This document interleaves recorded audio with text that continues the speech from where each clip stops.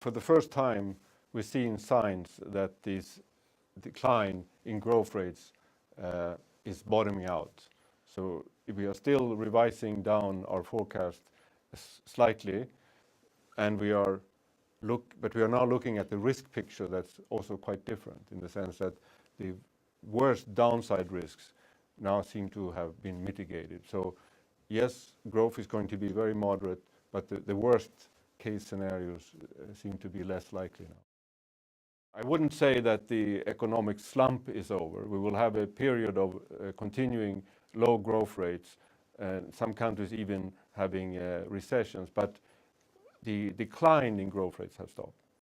In the Eurozone, we are now seeing that this growth seems to have stabilized at a very low level, and the situation in the southern periphery seems to have stabilized as well.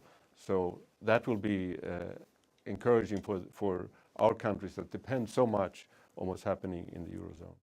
Basically, two things that have happened that has really influenced the developments in the Eurozone. One is the announcements of these new instruments, the so-called OMT, by the president of the ECB.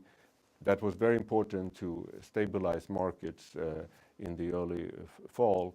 Then the continuing work on the banking union and the decision in December has helped also provide some stability, some sense that finally we are really dealing with the problem of the banking system in Europe. And that is very important, both for the growth in the Eurozone, but also, of course, very much for the growth in the emerging Europe. So, and particularly Central Europe and Southeast Europe depend very much on the health of the Eurozone banks. This is a very important opportunity for the countries of Eastern Europe to really re-energize the reform agenda now when the economic situation has stabilized. And we're talking about doing things to improve local capital markets, getting better at mobilizing local savings, stabilize the local funding of banks. We're talking about improving the investment climate, addressing things like corruption, tax administration, and so on. But we're also talking about lowering trade barriers, so particularly non-tariff trade barriers. It's about customs, and it's about infrastructure, improving communication between these countries. That whole agenda can get a new push now when the situation has stabilized. These countries have more or less exhausted their possibilities for further fiscal consolidation, so they need to start working on these what we call structural measures, which are about increasing growth and increasing in that way tax revenues to get a better fiscal balance.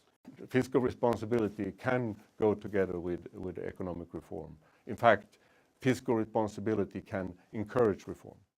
The EBRD has, together with the European Investment Bank and the World Bank Group, agreed on a program to invest in our countries of operation in Eastern Europe, and both in Central Europe and Southeast Europe. For the EBRD, the focus is very much on Southeast Europe.